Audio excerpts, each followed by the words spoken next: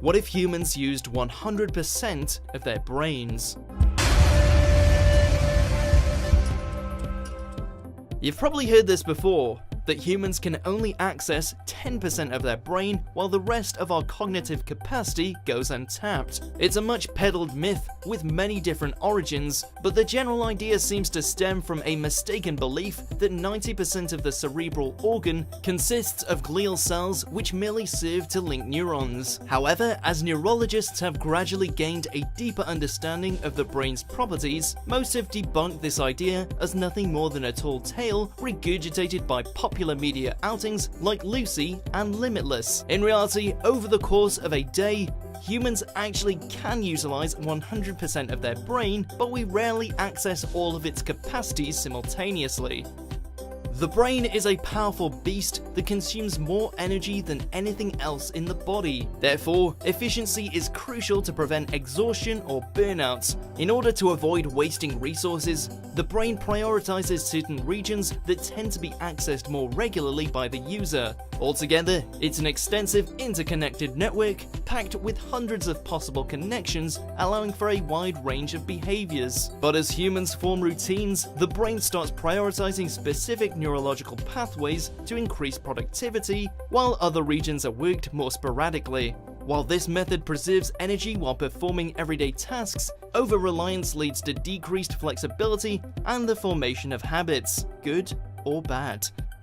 Habits can be difficult and annoying to break, but the brain is an ever-adaptable tool that, with a bit of effort, can effectively learn a new trick or two. However, even if the 10% myth is false, the general idea that humans aren't living up to their full potential holds true. Neuroplasticity is a popular buzzword within brain research circles. It describes the brain's ability to rewire itself and form new neural connections, allowing us to learn new things. From an evolutionary standpoint, this helps the brain to compensate for any region that might have lost functionality due to an illness or injury. This process doesn't occur automatically though, and requires the neurons to be repeatedly stimulated by performing activities which, in turn, enable new pathways to be strengthened. So stimulating a wider range of connections by trying new things or repeating established skills can improve your neuroplasticity, resulting in faster learning and heightened flexibility. Practice makes perfect is more than just an old wives' tale, as repeated performance correlates with a higher neurological connectivity. For example, a professional guitarist learns new riffs quicker than an amateur due to their brain dedicating far larger sections to hand movements than an average person's. But if cycling through the same patterns is what's most practical, what would even be the point in employing 100% of the brain?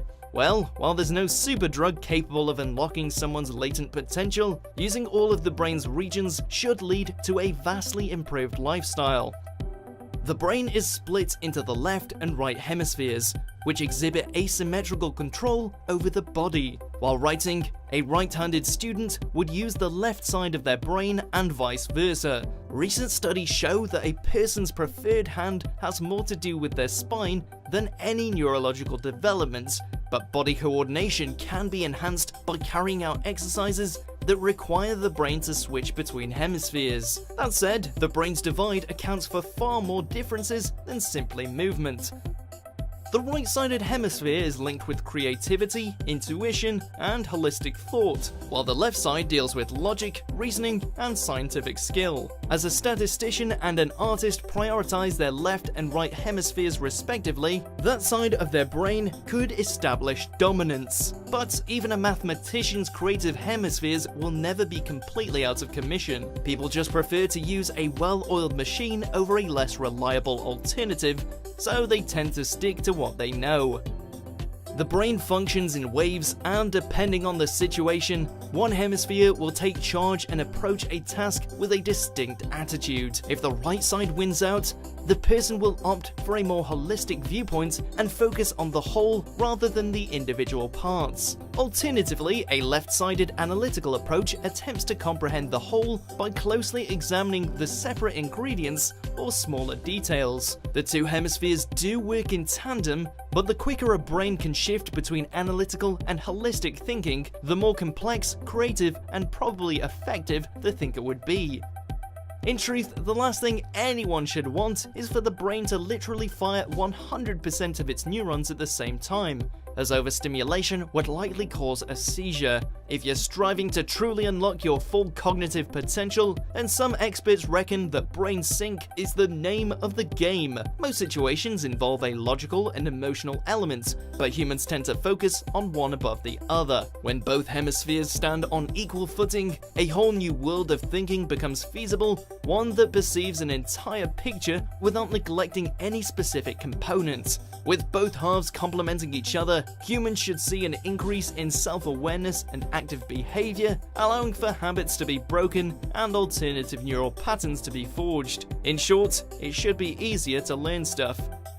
It is generally accepted that creativity and innovation peak during our youth, primarily because children lack the fear or knowledge that a goal might be illogical or impossible. A child's still developing brain soaks up information at an incredible rate, but in the late 19th century, psychologist William James theorized that by the age of 30, a person's character is set like plaster and will never soften again. Sadly, later research lowered the cutoff point to 25, stressing that change becomes harder once stubborn patterns are firmly established. However, a well-balanced brain unlocks superlearning, allowing for alien concepts to be picked up at a quicker rate and problems to be analyzed from a wider range of perspectives. By definition, innovation requires fresh connections to be formed between neurons, but that is only probable when a human is tapping into 100% of their network.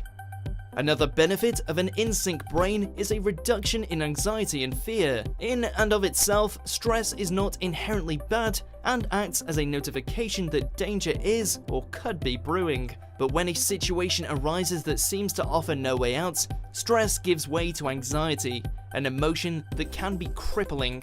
However, heightened awareness due to brain sync would open up more potential avenues that can be mined for solutions, which should reduce fear, which correlates negatively with our understanding of the world around us. Therefore, a person efficiently using 100% of their brain should be calmer and more relaxed. With some exceptions, most humans have an underdeveloped right side of their brain, the one less likely to change as people age. And that's largely because most jobs reward structure over creativity. But there are countless exercises designed specifically to reawaken the right hemisphere. If you're interested in painting or writing short stories, dedicate just a couple of minutes every day to practice, and over time, creative thoughts and ideas will start to flow more freely. Eventually, you should notice that your thought processes are more flexible and varied even in everyday situations, as you explore more and more of your brain's potential.